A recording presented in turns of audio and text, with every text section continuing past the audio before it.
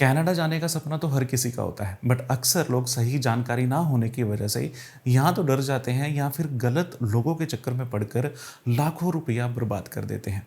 आज की इस वीडियो में मैं आपको बताऊंगा कनाडा का सबसे पॉपुलर वीज़ा जिसे हम टेम्परेरी रेजिडेंट वीज़ा यानी कि V1 वीज़ा, और अगर आम भाषा में बात करूं तो टूरिस्ट वीज़ा कैसे अप्लाई करते हैं, इसका क्या प्रोसेस होता है, असल में कितना खर्चा आता है।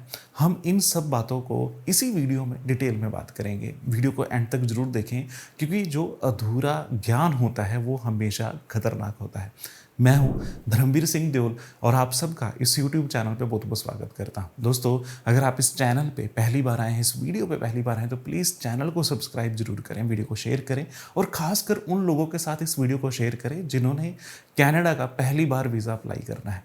अगर आप हमसे कनाडा का वीज़ा अप्लाई करना चाहते हैं या किसी भी तरह की हेल्प लेना चाहते हैं, स्क्रीन पे नंबर विजिबल है, आप मुझे कांटेक्ट कर सकते हैं। चलिए दोस्तों, वीडियो की शुरुआत करते हैं। सबसे पहले बात करते हैं कैटेगरी की। हम बात कर रहे हैं V1 वीज़ा की कैटेगरी की। इसमें सबसे बड़ी बात है कि इसमें किसी भी तरह की कोई एज लिमिट नहीं होती। आप किसी भी एज में आप वीज़ा अप्लाई कर सकते हैं। सुनने में जो इसका प्रोसेस है वो काफ़ी आसान लगता है, जहाँ सबसे पहले आपको एप्लीकेशन फॉर्म फिल करना होता है, फिर आपके जो डॉक्यूमेंट है वो अपलोड होते हैं, फिर आपके बायोमेट्रिक होते हैं, फिंगरप्रिंट्स होते हैं, आपकी फ़ोटो होती है। बाद में जो वीज़ा का जो प्रोसेस है वो शुरू हो जाता है।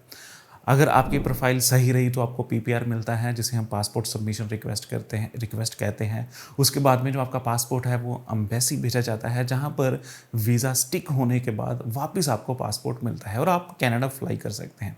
लेकिन दोस्तों, जितना ये आपको सुनने में आसान लगा, असल में ये प्रोसेस उतना ही कॉम्प्लिकेटेड है और एक छोटी सी गलती आपका वीज़ा रिफ्यूज़ करा सकती है। तो जब भी आप अपनी एप्लीकेशन सबमिट करें तो सोच समझ कर एप्लीकेशन को सबमिट करें।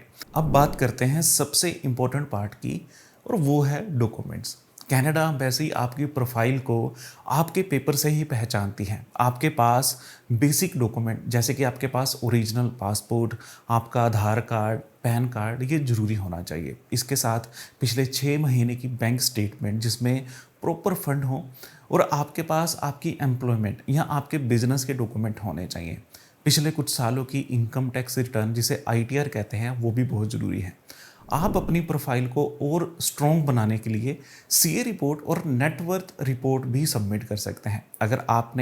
अगर आपका कोई कनाडा में कोई सगा संबंधी है, कोई दोस्त है, तो वहाँ से आप इनविटेशन मंगा सकते हैं, जिससे आपकी जो एप्लीकेशन है उसमें और ज़्यादा मजबूती आ सके और वीज़ा ऑफिसर आपको वीज़ा देने में आसानी हो सके। लेकिन हमेशा याद रखें कि हर पर्सन की जो प्रोफाइल होती है वो अलग होती है, और इसके लिए जो डॉक्यूमेंट की रिक्वायरमेंट होती है वो भी हर पर्सन के हिसाब से, आपके पर्पस के हिसाब से बदलती है। अगर आप डिटेल्ड डॉक्यूमेंट की चेकलिस्ट आते हैं तो आप व्हाट्सएप मैसेज पे आप हमें चेकलिस्ट मैसेज कर सकते हैं, जहां पर आपको एक डिटेल में आपकी चेकलिस्ट मिल जाएगी। अब बात करते हैं उस सवाल की कि इस पूरे प्रोसेस में कितना खर्चा होगा। दोस्तों, जो खर्च है वो नॉर्मल हज़ारों में ही होता है। ऐसा नहीं है कि ये लाखों का प्रोसेस है और काफ़ी पैसा इसमें खर्च होता है, अगर आप सही तरीके से चलोगे। अगर आप जेन्युइन तरीके से चलते हैं तो जो कैनेडियन एम्बेसी फ़ीस है वो $185 है, जहाँ पर आपकी एप्लीकेशन फ़ीस, जिसमें $100 तो आपकी एप्लीकेशन फ़ीस है और $85 आपके बायोमेट्रिक के चार्जेस होते हैं। वहीं अगर आप CA रिपोर्ट लगा रहे हैं, प्रॉपर्टी वैल्यूएशन रिपोर्ट लगा रहे हैं, तो तकरीबन 5 से 7 हज़ार वहाँ पे आपका खर्च लगेगा। अगर आप पूरे प्रोसेस को जानते हैं और अपनी एप्लीकेशंस खुद सबमिट करते हैं तो तकरीबन 20 से लेके 22 हज़ार रुपये के तकरीबन आपका जो खर्च टोटल आएगा, सारे के सारे डॉक्यूमेंट मिला के।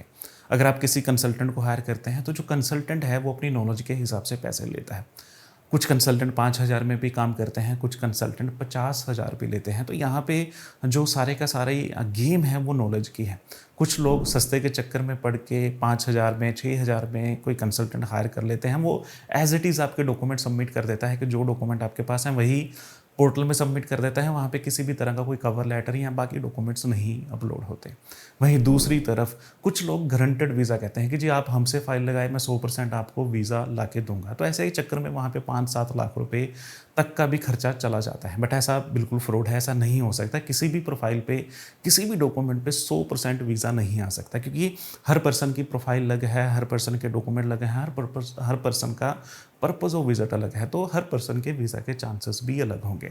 अगर हम अपनी बात करें तो हम कनाडा वीज़ा के लिए ₹20,000 चार्ज करते हैं, जिसमें हम अपनी कंप्लीट आपको सर्विस देते हैं, जिसमें आपके डॉक्यूमेंट की वैलिडेशन है, आपके सपोर्टिंग डॉक्यूमेंट है, आपकी एप्लीकेशन सबमिशन है और हमारा प्रोसेस बिल्कुल ट्रांसपेरेंट होता है कि वीज़ा जब आपके पास आएगा तो वो आपकी ईमेल आईडी पे आएगा और आप हमें अपडेट करोगे कि सर हमारा ये रिज़ल्ट आया है। आपके जो भी डॉक्यूमेंट होंगे, जैसे कवर लेटर हैं, जो आपके सपोर्टिंग डॉक्यूमेंट है, वो एप्लीकेशन सबमिट होने से पहले आप तक पहुंचते हैं। अब दोस्तों हम बात कर लेते हैं कि आप सही कंसल्टेंट को कैसे चुनें। सही कंसल्टेंट को चुनना काफ़ी आसान है अगर आप थोड़ा सा ध्यान दें। जिस कंसल्टेंट को सही नॉलेज होगी वो आपके डॉक्यूमेंट्स को देखते ही समझ जाएगा कि वीज़ा ऑफिसर की रिक्वायरमेंट क्या है, आपके डॉक्यूमेंट क्या है, आपकी प्रोफाइल क्या है और जो आपकी प्रोफाइल में वीक पॉइंट है उसे जस्टिफाई कैसे करना है। सबसे बड़ी बात होती है कि ट्रांसपेरेंसी कितनी है, इसलिए हम हमेशा यही ध्यान रखते हैं कि जो भी हमारे क्लाइंट हैं उनके साथ 100% जो ट्रांसपेरेंसी मेंटेन की जाए।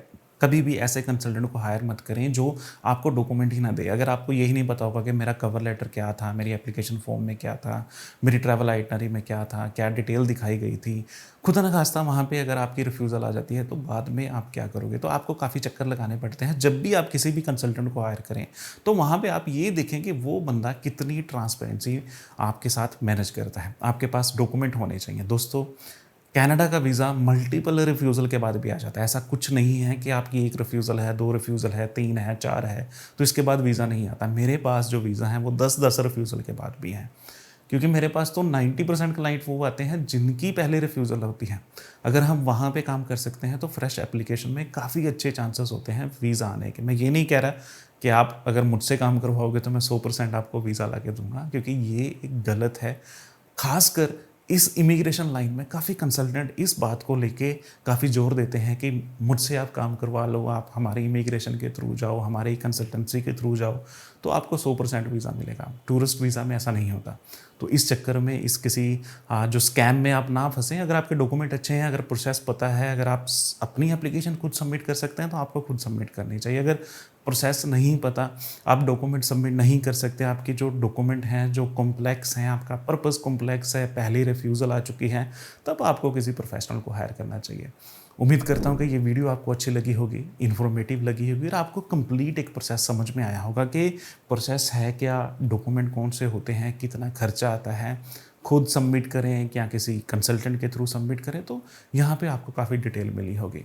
अगर आप मुझसे बात करना चाहते हैं या हमारे थ्रू अपना कनाडा का वीज़ा अप्लाई करना चाहते हैं, स्क्रीन पे नंबर विजिबल है, आप कॉन्टैक्ट कर सकते हैं। बट मैं रिक्वेस्ट करूंगा कि आप हमारे जो वर्किंग आवर्स हैं उसमें ही आप हमें कॉल करें, जो सुबह 10 बजे से 5 बजे तक होते हैं, क्योंकि वहाँ पे मैं डायरेक्ट आपका फ़ोन उठाऊँगा। अगर आप इसके बाद आप फ़ोन करते हैं तो शायद कोई आपको वहाँ पर रिप्लाई नहीं मिलेगा। आप व्हाट्सएप मैसेज ड्रॉप कर सकते हैं, यूट्यूब पर कमेंट आप छोड़ सकते हैं जहाँ पर आपको रिप्लाई मिले। चलिए दोस्तों, आज की इस वीडियो में इतना ही। मिलते हैं अगली वीडियो में।